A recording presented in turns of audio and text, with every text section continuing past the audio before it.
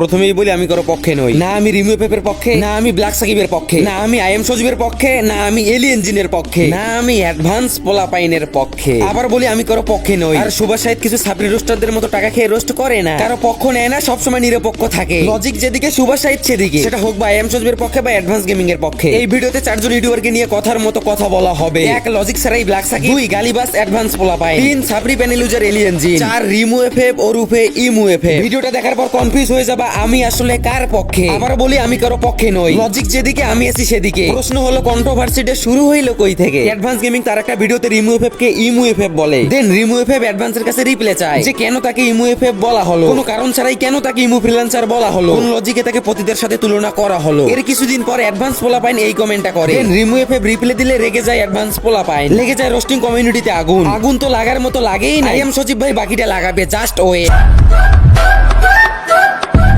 শুরুটা করে আমাদের অ্যাডভান্স পোলাপাইন। কেন কমেন্ট বক্সে খোঁচা দেওয়া লাগবে রিমু এফএফ কে? আমি বলতেছি না যে রিমু এফএফ এর দোষ নাই, দোষ তো অবশ্যই আছে, দোষ দুইজনেরই আছে, কারো কম কারো বেশি। কিন্তু শুরুটা করে অ্যাডভান্স পোলাপাইন। নিলয় ভাই, রিমু এফএফ তোমার বেআইন লাগে? রিমু এফএফ কি তোমার বান্ধবী লাগে যে তার কমেন্ট বক্সে এরকম একটা কমেন্ট করা লাগবে? দেন রিপ্লে দিলেই সে পতিতা, রিপ্লে দিলেই সে মাগি। তিনজন মিলে একজনকে খোঁচাইবা, বিষয়টা বুঝলাম না। আমি আবারও বলতেছি দোষ দুইজনেরই আছে, এক হাতে কখনো তালি বাজে না, কারো দোষ কম কারো দোষ একটু বেশি। অ্যাডভান্স পোলাপাইন তার পুরো ভিডিওতে এক্সপ্লেন করছে। এক, রিমু এফএফ ক্রিঞ্জ টাইপের ভয়েস দেয়। দুই, রিমু এফএফ প্যানেল ইউজ করে গেম প্লে করে। তিন, রিমু এফএফ স্ক্রিপ্টেড ম্যাচ খেলে। তো অ্যাডভান্স পোলাপাইন আপনি রেডি তো? রিমু এফএফ কে লাইভে আনা হবে আর আপনি তার পিছে চেক দিবেন। আলিফ গেমিং কে প্যানেল ইউজার বলা হয়েছে, তার পিছে চেক দেওয়া হয়েছে। সেম ভাবে আপনি রিমু এফএফ কে প্যানেল ইউজার বললেন, তো এখন আপনার দায়িত্ব হচ্ছে পিছে চেক করা। রেডি থাকেন নিলয় ভাই, নেক্সট টাইম কিন্তু আপনাকে রিমু এফএফ এর পিছে চেক করা লাগবে। এলিগেশন তো আপনি অলরেডি দিয়েই ফেলেছেন, তো এখন উপায় হচ্ছে তার পিছে চেক করা। যেহেতু রিমু এফএফ কে প্যানেল ইউজার আপনি বলছেন, তাই আপনার উচিত পিছে আপনার ওই চেক করা।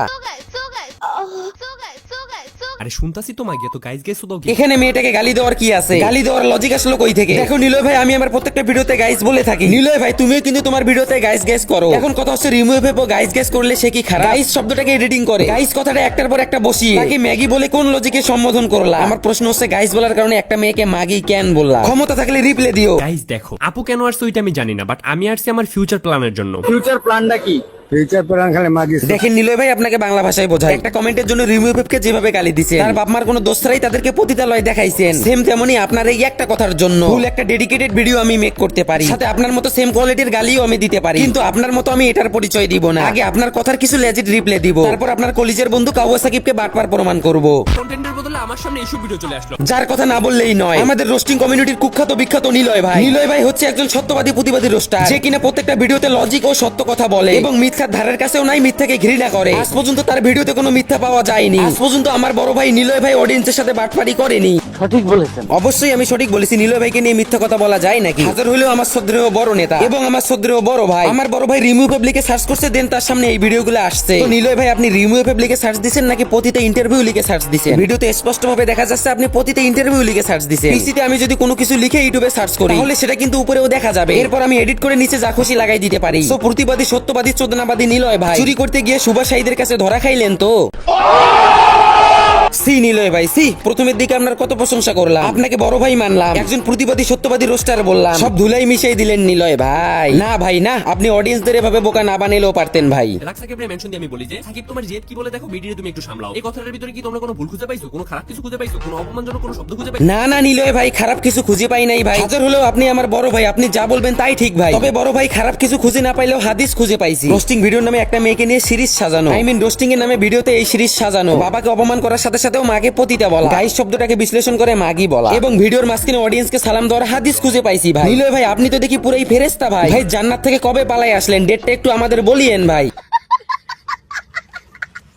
মারে টানলি কেন? আমি তোর মারে টানছিলাম? তোর মা কোন পতিতালয়ে যায় কাজ করে আমি কি ওইটা বলছি? ভিডিওতে বললা সে তোমার মাকে টেনে আনছে। আমার প্রশ্ন হচ্ছে, পরে তুমি তার মাকে টেনে আনো নাই, তার মাকে পতিতা সম্বোধন দেও নাই। এখন আপনি বলতেই পারেন সে তো আগে আমার মাকে গালি দিছে। তো এখন আমার প্রশ্ন হচ্ছে, তার কমেন্ট বক্সে কে আগে গিয়ে খোঁচাইছে? আপনার বোনের কমেন্ট বক্সে কেউ গিয়ে কমেন্ট করলো সুভাষ সাহিদ তোর জিব রে সামলা। মনে করেন আপনার বোনের কমেন্ট বক্সে গিয়ে ব্ল্যাক সাকিব কমেন্ট করলো যে সুভাষ সাহিদ তোর জিব রে সামলা। এই কমেন্টটা কি আপনার বোন ফান হিসেবে নিবে? অ্যানসার দিয়ে নিলয় ভাই, অ্যানসার দিয়ে আপনার ভিডিওর অপেক্ষায় থাকবো। কুকুর আপনার পায়ে কামড় দিলে কি আপনি কুকুরের পায়ে কামড় দিবেন? দিবে কি? অলরেডি কুকুরের পায়ে কামড় দিছে। কোনো কারণ কারণ ছাড়াই একজনের বাবা মাকে এভাবে গালি দেওয়া কোন লজিকে পড়ে সেটা পারলে একটু অ্যান্সার দিয়ে নিলয় ভাই। স্ট্রাইক প্রসেসিং এ রাখেন, আমি স্ট্রাইক খাওয়ার জন্য রেডি। তারপর না হয় আবার কমিউনিটিতে পোস্ট দিয়েন যে সুভাষ ভাইদের ভিডিও খুঁজে পাচ্ছি না, তাহলে রিপ্লে দিব কিভাবে? না মানে এইসব বিষয়ে আবার আপনারা অনেক এক্সপার্ট, এই জন্যই তো ভিডিও শুরু থেকে আপনাকে বড় ভাই মানতেছি। তো নিলয় ভাই আপনার ভিডিওতে এত এত সঠিক কাজ যে আপনাকে নিয়ে ফুল 1 ঘন্টার এক্সপোসেস ভিডিও বানানো সম্ভব। নেক্সট পার্টে আই এম সজীব ভাইয়ের সাথে না এখনই যদি সব বলি তাহলে পরের ভিডিওতে মজা থাকবে না। এই আমি নিলয় ভাইসাসি নাই। আসলেই তো নিলয় ভাইটা আসলো কই থেকে? নিলয় ভাই তো বানের জলে ভাইসে আসে নাই। নিলয় ভাই আইসি মূলত এই জায়গা থেকে। ছোটবেলায় এখান থেকে একটা শিশু হারিয়ে যায়, রাতে লাগানোর পর ফেলে দেওয়া বেলুনটা ফুকাতে ফুকাতে খেলতে খেলতে হারিয়ে যায় এই পল্লী থেকে একটা ছেলে। তারপর চলে আসে আমাদের রোস্টিং কমিউনিটিতে। আরেকজন একটা চারটে সাবস্ক্রাইবার নিতে নিতে অনেক বড় হয়ে যায়। আই মিন সেই ছোট্ট বাচ্চাটা বড় হয়ে যায়। আজও তার বাবাগুলো পাগলের মতো তার সন্তানকে খুঁজে বেড়াচ্ছে, কিন্তু তার বাবা মতো জানে না পল্লী থেকে আসা ছেলেটা রোস্টিং কমিউনিটিটাকেও পল্লী বানিয়ে ফেলবে। এখন অনেকেই বলবে তার তো রোস্টিং সম্পর্কে অনেক এক্সপিরিয়েন্স আছে, আপনার থেকে বেশি সাবস্ক্রাইবার আছে। আরে ভাই হিরো আলমও কিন্তু গান করে আর তারও কিন্তু সাবস্ক্রাইবার আছে। এদের দুইজনের কাছ থেকে ভালো কিছু আশা করা বাদ দেন। আমি বলবো এর ভিডিও না দেখে ক্রোম ব্রাউজারের ভিডিও দেখো। এর ক্ষতি হলেও নিজের বংশের মান সম্মান বাঁচাতে পারবা। ওই যে ব্যবহারে বংশের পরিচয়।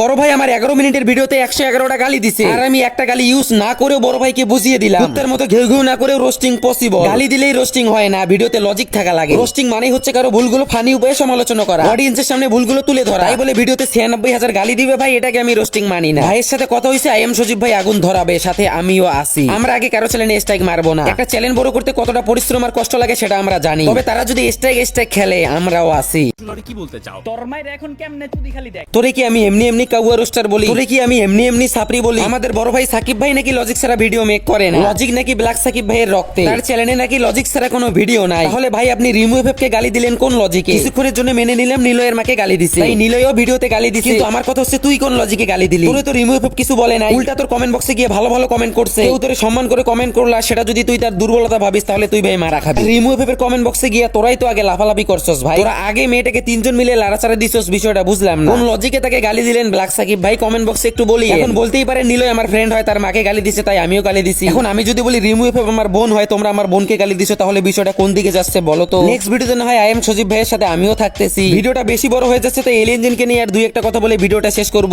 রিমু এপেপ নাকি ইমু এপেপ আছে না, এই হেডার বালটা ওর মায়ের পুটকি দিয়ে বের হইছে, নাইলে বেশ্যা মাই। ভাই কি দিন দিন সাপরি প্যানেল ইউজার থেকে রোস্টার হয়ে যাইতেছে নাকি? এই সেই কুত্তা জিন যে কিনে প্যানেল ইউজ করে ধরা খায়, এই সেই ছাগল জিন যে কিনে বন্যার সময় ঘরবাড়ি ডুবে গেছে বলে অডিয়েন্সের থেকে টাকা তুলে। গাঞ্জা খাওয়ার টাকা না থাকলে কি আর করবে বলো? তারা নাকি ঘরবাড়ি ডুবে গেছে ভিডিও বানিয়ে অডিয়েন্সের কাছে টাকা চাইলো। টাকা নেওয়ার পর রাত 8টার দিকে ঠিকই লাইভে এসে বন্ধুদের সাথে আড্ডা দিল। এই হচ্ছে প্যানেল ইউজারের সাথে সাথে বাটপারের অবস্থা। এই বাটপার এখন দেখি প্যানেল ইউজার থেকে রোস্টার হয়ে গেছে। কেন ভাই প্যানেল ইউজ করে গেম প্লে আপলোড দিলে মানুষ খায় না নাকি? এর পেটের ভাত জোগাইতে পারতাছস না, তাই তো? তাই লজিক ছাড়াই আইস্ট্রিং কমিউনিটিতে রোস্ট করতে সামান্য কয়টা ভিউ পাইলে তো গাঞ্জা খাওয়ার টাকা হবে এই মনে করে চালায় যা ভাই চালায় যা। তোর পেটে লাথি দেওয়ার মতো ইচ্ছা আমার নাই। গাঞ্জা খাওয়ার টাকা না থাকলে ইমেইলে নক দিস, আমি টাকা দিব। তাও এমন লজিক ছাড়া গালি দিয়ে ভিডিও বানাইস না। মান সম্মান যেইটুকু আছে ওইটুকুও হারাবি। দূর ভাই প্যানেল ইউজারের আবার কিসের মান সম্মান? আসল কথা হচ্ছে কাউকে ঠাপাইতে ভয় পাই না। লজিক যেদিকে আমি সেদিকে, সত্য যেদিকে আমি সেদিকে। ভিডিওটা বুঝলে বুঝিও, না হলে আনসাবস্ক্রাইব করে ভিডিওতে আনলাইক দিয়ে চলে যাইও, নো প্রবলেম। আর যাদের মাথায় ব্রেন আছে লজিক বুঝে তারা আমার ভিডিও ঠিকই বুঝবে। তো আজকের জন্য এই পর্যন্তই, নেক্সট ভিডিওতে ধামাকা হবে। ততক্ষণে চ্যানেলটা সাবস্ক্রাইব করে পাশে থাকো। Bye bye, tata, good night.